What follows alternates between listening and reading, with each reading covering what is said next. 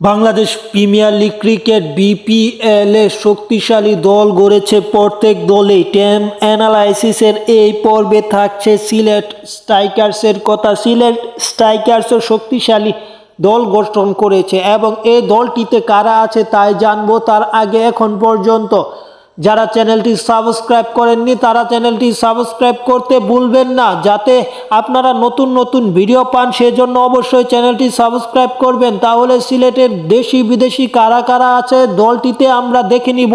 দেশি নামের মধ্যে মাশরাফি বিন মুর্তজা, তিনি হচ্ছেন ক্যাপ্টেন। তিনি খেলতে পারবে কিনা তা এখন পর্যন্ত শিওর নয়, কিন্তু এখন পর্যন্ত তার আশা আছে। এবং আছে জাকির হাসান, তিনি হচ্ছে ওপেনার বাংলাদেশ টেস্ট ক্রিকেটের। এবং আছে জাকের আলী অনিক, তিনি হচ্ছে বর্তমান সময়ে বাংলাদেশ ক্রিকেটের আলোড়ন সৃষ্টিকারী একজন ফিনিশার ব্যাটারি বলা যায়, যিনি টি-20 ক্রিকেটে অত্যন্ত সুন্দর খেলে। আছে তানজিম হাসান সাকিব, আছে রনি তালুকদারের মতো টি-20 প্লেয়ার। এই দলটাতে মূলত 3 থেকে 4টি ওপেনার রাখা হয়েছে। আছে আল আমিন হোসেন, আছে আরাফাত সানির মতো অভিজ্ঞ ক্রিকেটার, রুয়েল মিয়া আছে, আছে আরিফুল হক, আছে নিয়াদুজ্জামান, আছে নাইদুল ইসলাম অঙ্কনের মতো দেশি ক্রিকেটার। দেশি ক্রিকেটার দেখলে অত্যন্ত শক্তিশালী স্কোয়াডই বলা যায় দেশির দিক থেকে। এবং যদি আমরা বিদেশি ক্রিকেটার দেখি সেখানেও ভালো ভালো ক্রিকেটাররা আছে।